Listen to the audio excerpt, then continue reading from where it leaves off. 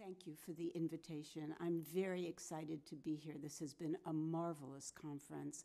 At the same time, I should tell you that I began by vociferously refusing your kind invitation to come to this conference. The topic that you assigned me is so vast and fast-moving that I felt I could not do justice to its entirety.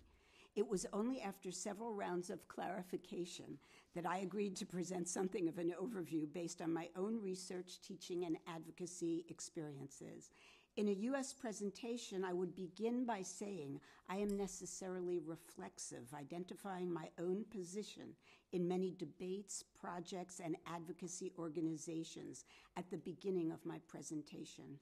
Otherwise said, again in English, I take this opportunity to bell the cat. Now, this is not an expression you have in French, I think, but bell the cat in American English, maybe in English, implies that we're giving the mouse a fair chance to understand that the cat is coming to hunt and kill, and that what we want to do is escape or maybe transform the cat itself and maybe make it into a vegetarian. So.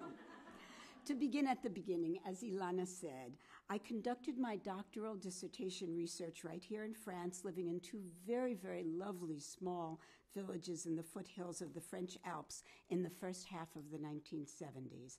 But then I was quickly caught up in a U.S. social movement as soon as I returned home. That movement, of course, was the women's health movement, and under its influence, my research and writing came to focus on women's experiences with reproductive health care. I became an advocate for more respectful and knowledgeable medical services, conducting my second research project on prenatal diagnosis, as Ilana has said, participating as a member of the NIH initial LC working group in its early years, serving as a consultant to many genetic disease projects, and joining various women's health projects. Looking backward, one might say that the entanglements of many feminist activists of my generation were quite narcissistic. As young women, we militated for public access to reliable birth control and abortion services. As women of childbearing age, we demanded reforms of the U.S. medical obstetrical protocols, struggling to replace birth back in the hands of midwives. Later still, we debated both development of and access to infertility treatments, recognizing their extreme economic and bodily costs. And we learned from lesbian women and women from racially minoritized communities that our movement would not survive and succeed if we remained focused on heterosexual white women. So we learned very much for example, that lesbian women were struggling to get respectful access to health care, and that many women were struggling to demedicalize health services, while others were at the same time fighting to gain access to them. We had very heterogeneous needs. In other words, issues of class, highly racialized and varying dramatically by immigration status, an issue which you here in France share with us, issues of sexuality and gender were never far from what we came to call the women's health agenda. More recently, health advocates have highlighted how women with disabilities face prejudice and exclusion when seeking basic services, whether they entail gendered health care, like access to mammograms, or more general issues like the scarcity of primary care physicians who are sympathetic and sometimes creative in adapting their practices to women with mobility or visual or hearing impairment, to say nothing of cognitive difference, a subject that to this day is hard to ensure in U.S. healthcare. Women's health movements were never alone, but were always in cantankerous conversation with other social movements. Most notably, our early nationally visible projects entailed alliances like the Boston Women's Health Collective that produced the widely distributed Our Bodies Ourself, first in newsprint. I'm old enough to remember when it was contraband, and we had to send it by car. Oh, I'm getting some shaking heads here. We sent it to our sisters in Canada, and we drove across the border to pick it up, to bring it back in the trunks of cars, because it wasn't allowed in the post in the United States. It was considered pornographic, scurrilous material, subject to federal censorship. By 1971, however, it had a corporate publisher, and it went on its way. And by 1977, Our Bodies Ourselves had been translated by an able group of French feminists into French, so it made its rounds around many parts of the world. Or I think of the Women's Health Network, which mobilized pressure on health policy debates and resources in Washington, D.C., fighting about hormone replacement and the like. These and other groups quickly diversified, responding and integrating with the Black Women's Health Collective, with Sister Song, and other projects concerned with reproductive rights and eugenics in minoritized communities. Under pressure from the HIV/AIDS crisis, some women's health groups partnered with ACT UP, the Gay Men's Health Crisis, and other gay and lesbian groups focused on this epidemic. All participated in moving forward a fast-tracking drug testing policy and community mobilization to get the jobs done in our lifetimes, as many people with AIDS would put on their banners. This was a recognizable response to the classic medical question, who goes first? ACT UP and GMHC answered definitively, we go first. I'm having trouble making this move forward. It seems to be frozen.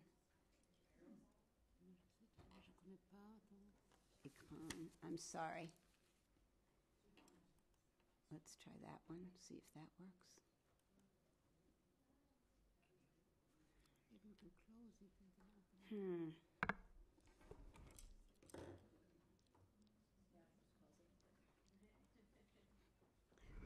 Pardon, mais ça marche pas en avance.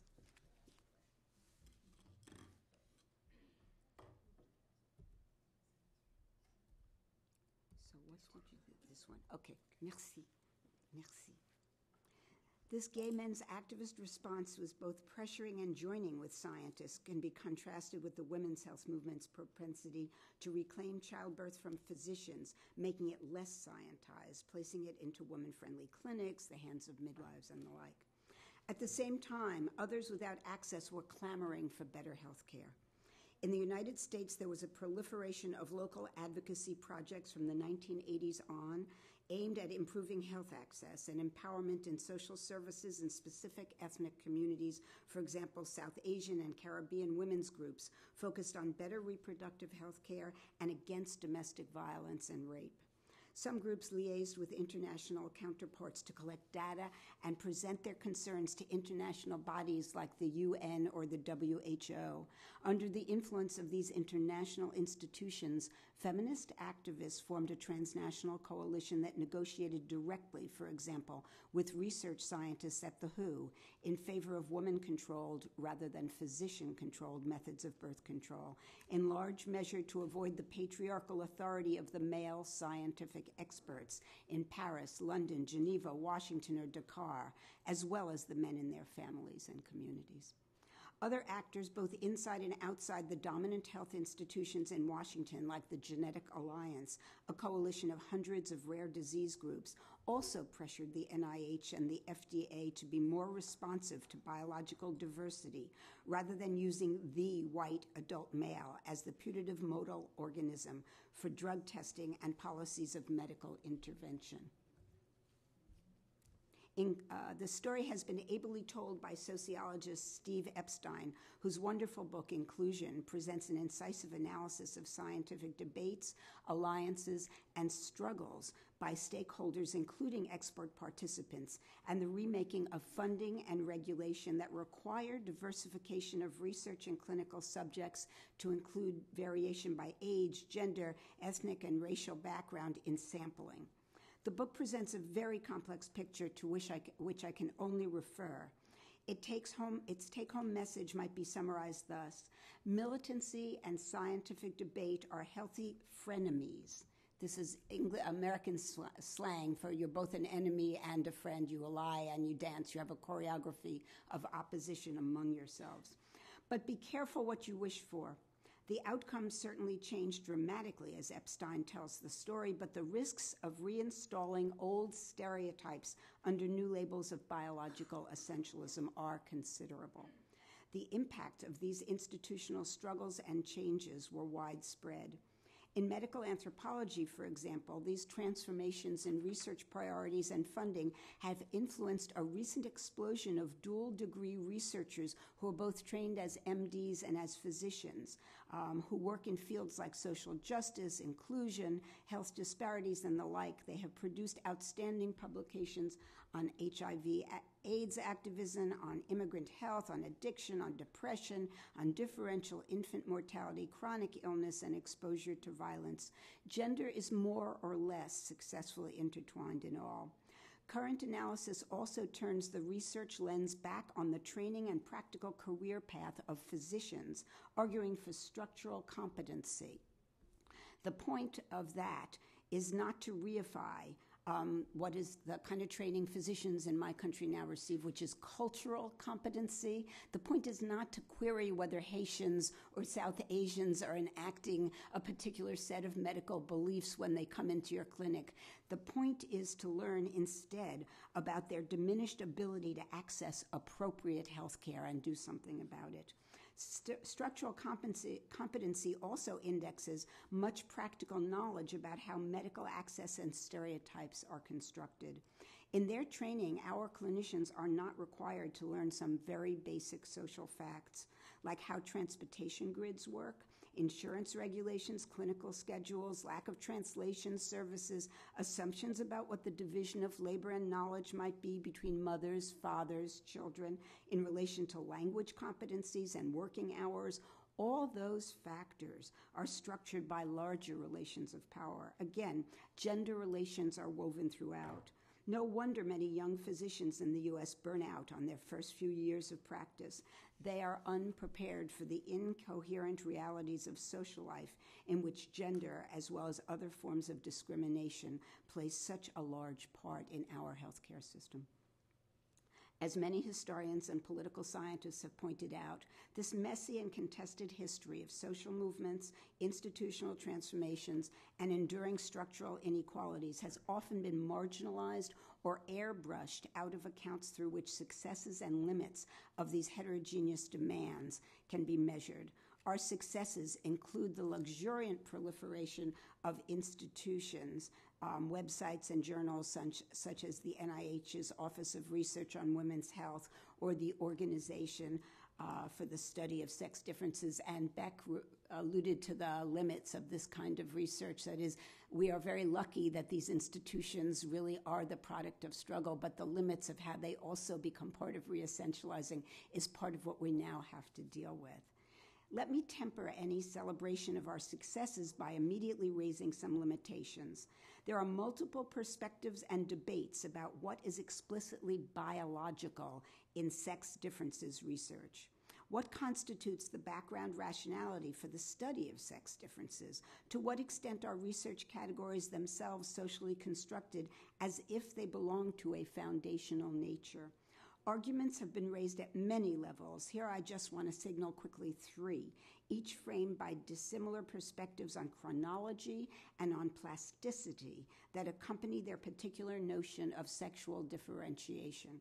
So evolutionary differences. For example, some evolutionary biologists have seen enduring patterns of male dominance or rape and other forms of violence as harmonious with a theory of efficient gene dissemination, while others have insisted on the superior social skills of the females of all primate species.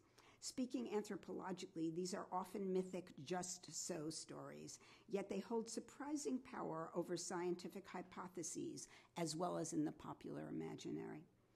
Developmental differences, scientific attention to the intersection of gendered childbearing expectations. Think about Beck's performance this morning, discussion this morning about how the performance of gendering by the caretaking adults with a child who may have a susceptibility is going to transform the way symptoms of what will later be diagnosed as autism may be socially at least influenced and shaped. So all those kinds of things on maternal-infant niches, on hormonal levels across the life course, all these things reveal important variance at both the individual and the group level. And then I want to say molecular as well, and increasingly in biomedical research. Rapid fluctuations in hormonal gradients, especially as these affect pharmaceutical metabolism. I'm coming right back to that point about pharmaceuticals. Gender difference is sometimes used as a cause, sometimes appears as a consequence, depending on the analytic perspective. These different theoretical and methodological approaches are rarely harmonized and perhaps can never be brought into alignment. Additionally, we should highlight something else that influences what counts as the facts of gender biology in these different perspectives. There are often very powerful economic stakeholders assessing the importance of gender in medical and specifically pharmaceutical investigations, yet these are rarely factored into our research agendas.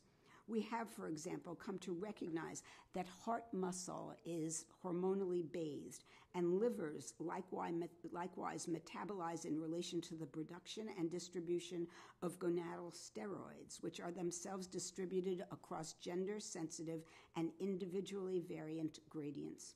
Yet based on that knowledge, we also need to question who profits from rebranding the antidepressant Prozac for premenstrual dysphoric syndrome, for example, or gender-specific prescriptions of statins, ACE inhibitors, beta blockers.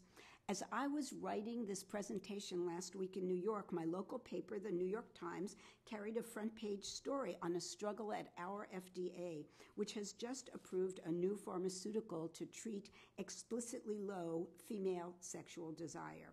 This pill has long been opposed by many women's health groups, but it is championed by some others, themselves well-funded by the particular corporation that stands to profit from this prescription. Pharmaceutical green lights imply that matters of gender biology are indeed stable facts, simple reflections of biological differentiation. But the biosocial becoming nature of gender is always socially produced. Think about Kristen and Beck's presentations here yesterday and the day before, this morning and the day before. It's never static, gender, and gender is in continual intersection with other biosocial processes, whether we now view these as neurogenetic, epigenetic, microbiomic, or otherwise. My argument thus highlights the case for the socially shaped and unstable nature of gender. It cannot be simply nor easily understood as reflexively or directly biological, although it assumes profound biological shape and has important biological consequences. Again, Sarah just referred to this, but Kristen's photo of the red high heels on the left and the woman swimming in a burqa on the right, wildly different social approaches that lead to different biological pathways toward osteoporosis. You don't have to start with gender to add gender practices. Let's not essentialize this. Let's look at the social first. Many feminist researchers and social scientists, theorists have usefully labeled this entanglement, whether it is biosocial or nature culture or biosocial becomings or otherwise. These awkward neologisms are entirely intentional, for they index the social forces that deeply influence the construction of gendered biology as well as the scientific categories, too often stereotyped, within which data about that gendered biology is collected. So collectively, my examples are intended to raise this question: how does social differentiation and discrimination get under the skin? And whose interests are served by the way we investigate this vital question, even as it complicates our research and policy agendas? Most obviously in U.S. research, for example, gender specificity intersects racialized class differences that affect all forms of exposure, risk, resilience, and communities of protection. And this is so in prenatal care, in diet, in exercise, in occupational and toxic exposures. Asthma is an excellent example. It is currently being widely researched in the U.S., and genetic and gender variances have readily been found. Prepubescent boys, for example, have significantly higher rates than girls, yet these equalize in adulthood and are overtaken by substantial increases in the asthma rates of postmenopausal women. Is this a case of sexed biological differentiation, hormonal gradients modulated through the life cycle? But let's not stabilize this research finding too quickly. In the United States, the most important variable turns out to be not gender as measured through the life cycle or evolutionary covertly racialized population genetics, but zip code. This postal code is used as a proxy for exposure to particular matters in poor neighborhoods. And I want to stress Donna's point throughout this conference, beginning in her presentation.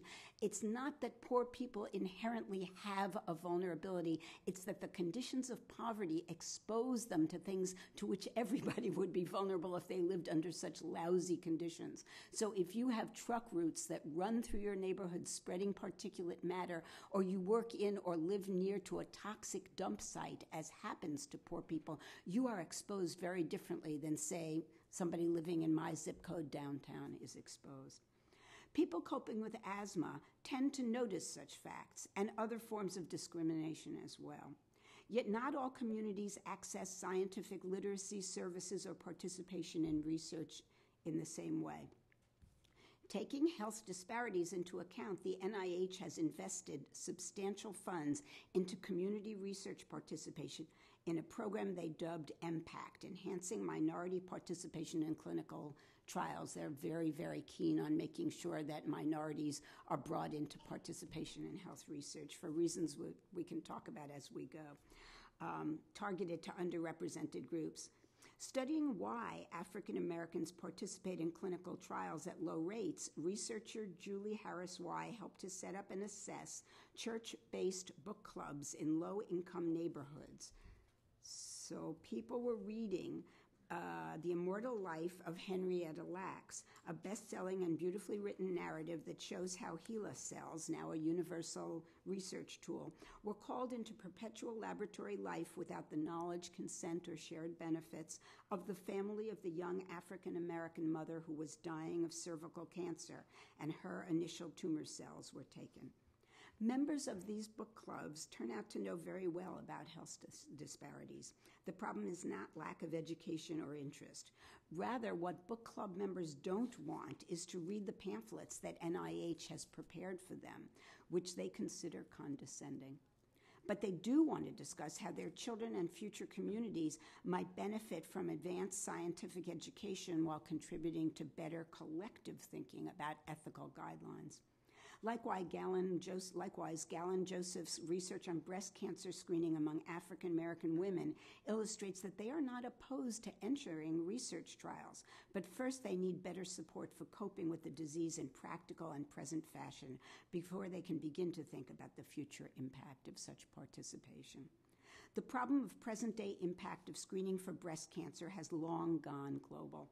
In Breast Cancer Gene Research and Medical Practices, Transnational Perspectives in the Time of BRCA, feminist social scientists examine screening and testing across national borders in Cuba, Brazil, Greece, Germany, and elsewhere, showing how national health ministries differ in their methods of statistic production and collection and research participation recruitment.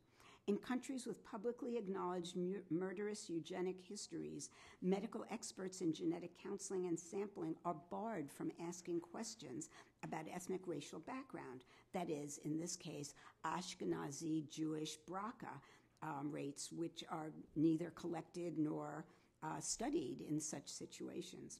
I'm unsure whether your French national databases, for example, do or do not include metrics of gender that are coordinated with genealogical ethnicity. It's forbidden. Same question. Okay, so you will not know whether you've got elevated rates in people who have, as we collected, as 4 Ashkenazi grandparents, right, or 1 Ashkenazi grandparent and other relatives associated. So we have very different research perspectives here. And some countries, especially in the developing world, do not have the capacity to screen, test, or conduct research at the national level. Increasingly, they rely on private corporations or public-private partnerships where the state has neither the resources nor the political will to survey and intervene on behalf of its own citizens. Consider the results of anthropologist Alison MacDonald's research on breast cancer in India, where there is neither breast cancer screening nor early intervention. Most cancer diagnoses go unspoken as the disease is viewed as an automatic death sentence, and of course, parenthetically, we can all remember that that was the case not so many generations ago in the developed world as well. And yet, as MacDonald and others reveal, information on lifestyle, that is individual lifestyle, is well distributed by the government. Older women worry about their daughters' later marriages that subsequently link them to later childbirth, smaller completed family size, and shorter periods of nursing. Several generations of mothers have been educated to fear these risk factors on behalf of their daughters, but not to demand effective health services. So what could be gendered interventions are instead left as partially informed familial fears enacted at the individual and quite gendered level. And to complicate matters, women in all our diversity don't get variant forms of breast cancer at the same rates. For example, in the US and internationally, women of Ashkenazi Jewish descent are at somewhat higher risk for known hereditary forms. I want to underline the word known. We're coming right back to that. Of breast cancer, and were among the first on whom genetic research was conducted and specific BRCA genes identified. These communities are increasingly under individual screening surveillance when genealogy reveals recent female ancestors or relatives who have had the disease. In Israel, with its large Ashkenazi population, geneticists have recently developed a rather different approach. They're initiating a pilot population-wide testing experiment, reasoning that two social factors have limited the visibility of breast cancer genetic signatures. One is truncated genealogies due to the multiple generational effects of the Holocaust. The other is the rapid decrease in completed family size. So when you put those two factors together, you're having less people, including people who would get breast cancer. Geneticists are showing how these social processes have distorted medical thinking and practices around presumed gender genetics. Instead of testing those women known to be at heightened risk, as is done in many developed countries, Israeli researchers have turned to whole population samples. This geneticizing move suggests that a wide array of genetic sequences convey heightened breast cancer risk across the lifespan, not just for people who get premenopausal breast cancer. And men are also carriers who pass their genetic variants on to their daughters and sons at rates that explain many cancers formerly labeled as sporadic in other places and times. Is this overkill or a useful new perspective on the intersections of the biology of cancer, genetics, and gender altogether?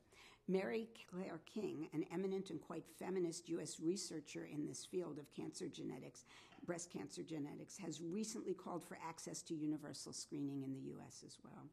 But let us also compare the Israeli national efforts and King's provocation to the frightening mortality rates for African American women's breast cancer. What gets labeled triple negative breast cancer runs at higher rates among people from this background. Along with many others, I had always assumed that triple negative referred to a specific tumor receptor pattern. But recent reporting suggests that the label itself covers a heterogeneous group of less researched forms of breast cancer,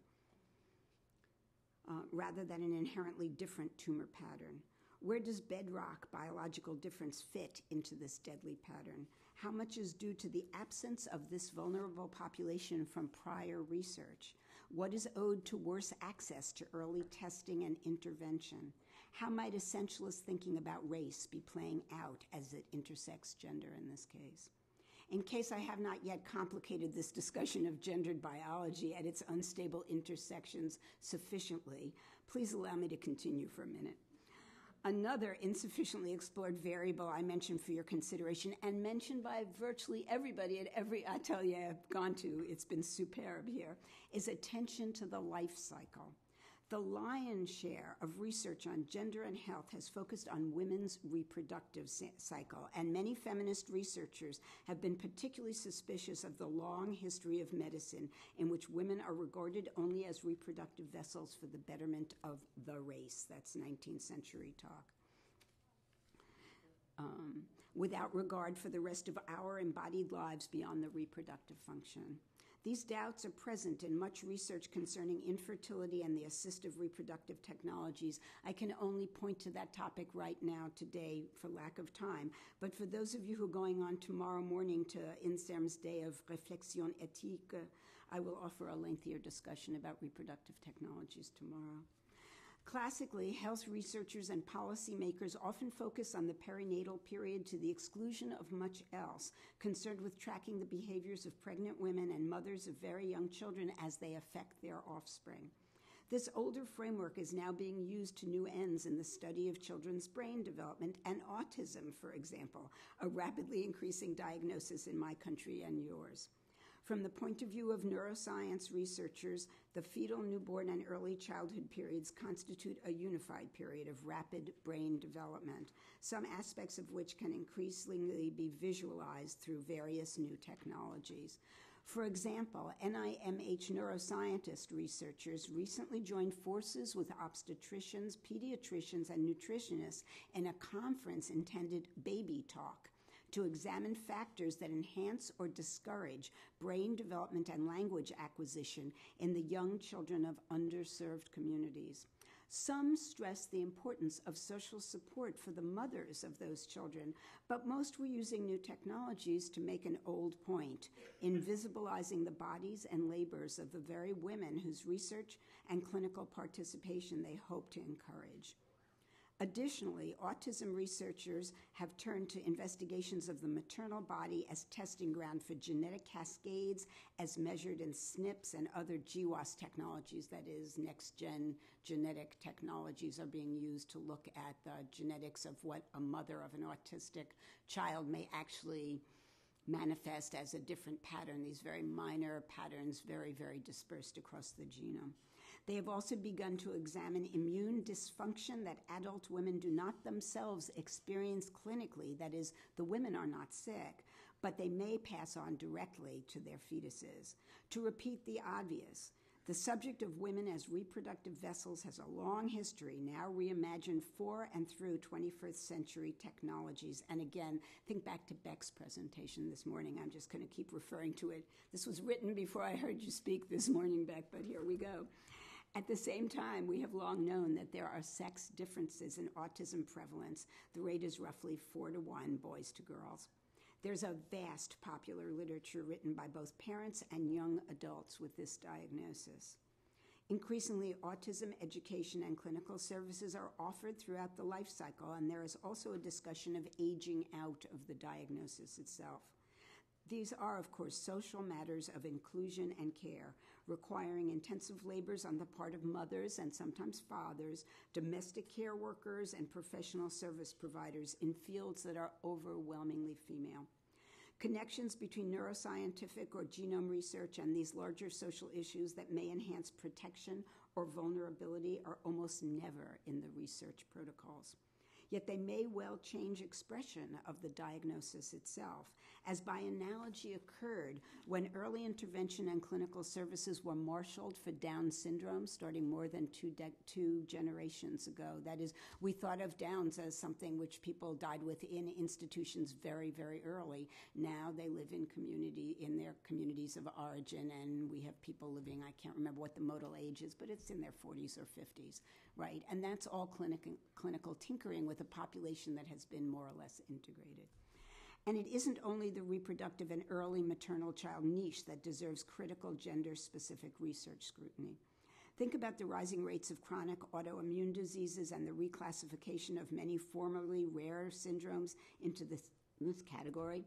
Diseases and syndromes like lupus, Graves, colitis, arthritis, the recent reclassification of many gut disorders under labels like irritable bowel syndrome run at elevated risk among women, varying across the life cycle. Similar research has been ongoing on aging, osteoporosis, the cancers, and dementing states. And again, think about Donna's presentation on environment and the things that we don't research or don't sufficiently research about how these get under the skin of the individual bodies in a way that doesn't have to be linked to sex chromosome difference in the first place. Here again, aging and the life cycle are interrupted by the devastating social facts of discrimination and poverty. As African American men in my country live, for example, an average of 7 years less than white men, although Sarah this afternoon said 12 years. I understood it to be 7 years. Whatever it is, it's a devastating figure of difference. At the same rates, they are not available to contribute to aging population studies at the same rate. That is what we understand about the impact that kills them off earlier is very, very minimal. Like many other researchers, I have been speaking this afternoon as if gender biology focuses on women. Femme à l'habit, I think you would say here in French. But of course it does not. We need to consider the very definition of what gender hides as well as what it reveals. We need the man question, and I think after this morning's panel, I also want to say the trans question as well, although I'll come back to that. Indeed, the critique of the modal male body as a universal standard for medical research is widespread, but there is little acknowledgement of how little is known about male health itself once it is de-universalized. For example, the research of psychiatric epidemiologist Dolores Malaspina revealed a decade ago that aging fathers contribute disproportionately to the risk of both autism and schizophrenia in their offspring. Yet her many publications in high-impact journals were often ignored. And sociologist Renee Almeling, who somebody mentioned yesterday, I'll think of who did it, is currently conducting research on the male myths that accompany men's reproductive health education, not only among clinical patients, but among their clinicians as well. Over the life course, we know that elevated rates of stroke and cardiovascular disease, underdiagnosis and treatment of osteoporosis, earlier mortality, all these affect men with the variability I have just applied to women. And again, think of Kristen's publication, discussion yesterday about masculinity threats and how they would enter into ill health later in the life cycle. I would underline the importance of establishing trans-friendly research studies here as well that take the aspirations of the heterogeneous community into account. What do trans people want to know about the effects of living one's chosen biology as well as a social life that has difference and discrimination, but that involves living permanently on exogenous hormones, an extremely important topic for screening and potential intervention. Rigorous research on this topic implies that knowledgeable clinicians and accessible services are needed to be in place. And of course, at least in the training for medical education in the United States, that is absolutely not the case. To this should be added studies of the effect of discrimination on this health agenda as well. Such studies would do us all a great service, sensitizing us to the plasticity, modulation, and discrimination involved in research that focused on another form of sexualized biology. And yet, as Laurence put it in this morning's trans panel, there's a very complicated political and ethical issue about whether you want to visibilize and highlight trans as a separate category in gender and health, or whether you just want to integrate it into every other question that gets asked about gender and health. So be it. We have our hands full and many things to learn to do. And finally, I want to return to the title suggested by our excellent organizers that I unsuccessfully refused a year ago, Gender and Health in Global Perspective. Each of the issues I have raised today reverberates in international and selectively global aspects of gendered healthcare, experimental access to technologies and pharmaceuticals, unmonitored long-term health effects, and more. This has, of course, been highlighted in popular and policy discussions of assistive reproductive technologies like gamete sales, in vitro fertilization procedures, and maternal surrogacy, especially when it is tightly regulated in some national, usually rich country contexts, and available at bargain rates in others, mainly in unregulated developing world contexts. Some of these problems are raised in Melinda Cooper and Catherine Walby's Clinical Labors, a quite interesting, provocative book in which they build a theory of 21st century labor value. These Australian sociologists interrogate the exploitation involved in participation in new biotechnologies throughout the world, whether in the assistive reproductive technologies or among those who sign up as research participants in clinical drug trials.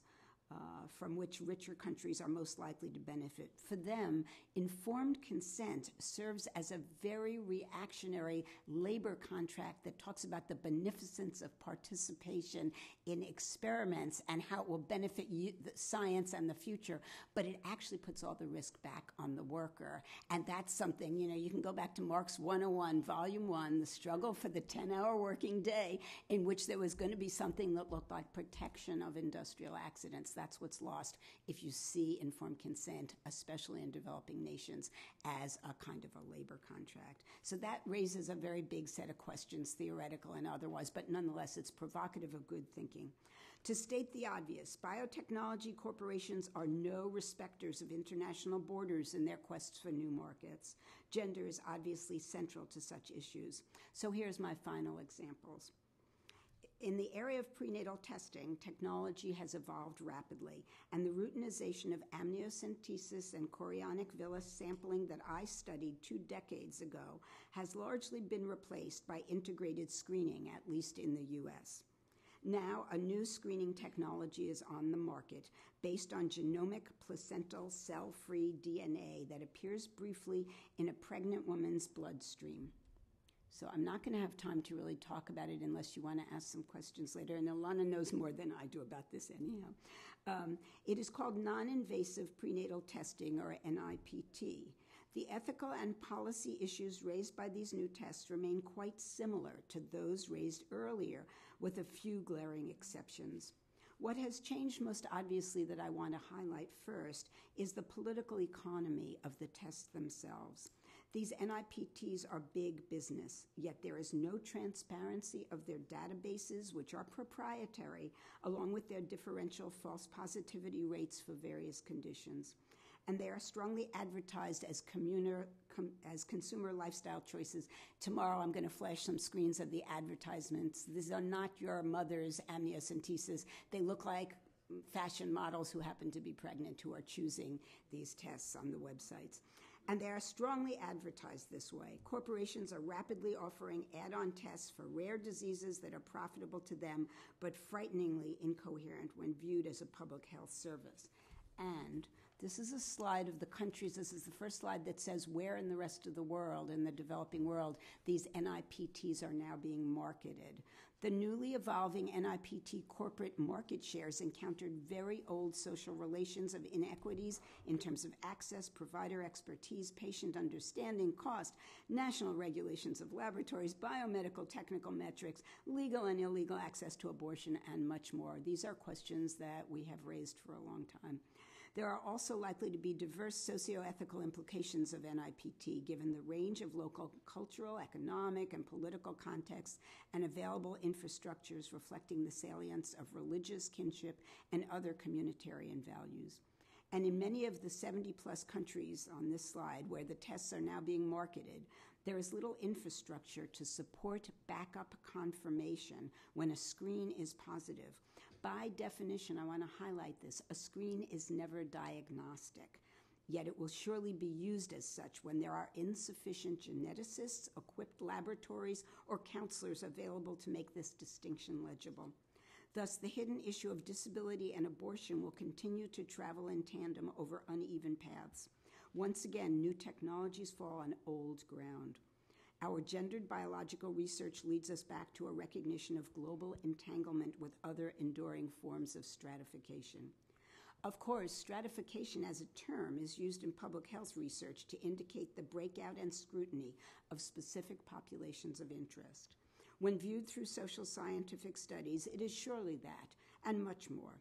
Stratification occurs throughout the life cycle and laboring lives of our highly heterogeneous populations, whether working as transnational nannies to the abandonment of their own children, in nail salons that have proliferated throughout my own country to provide inexpensive luxuries to busy working women at the cost of an assault on the reproductive health and possibly the long-term health of the nail workers, who are overwhelmingly, I think, 100% immigrant women.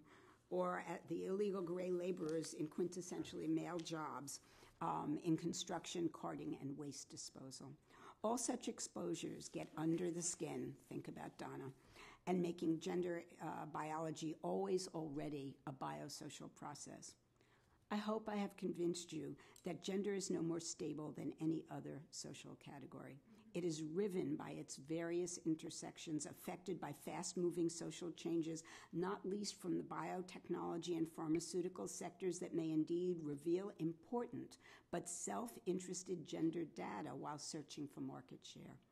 In English, we would say they are doing well by doing good. We would also say they make out like bandits. Nonetheless, and with all of these luxuriant doubts, the work of gender analysis has been deeply influenced by social movements for justice demanded by many and diverse constituencies, and more recently by the clever, well-funded ability of interested corporations to organize their own parallel citizens' movements demanding their products.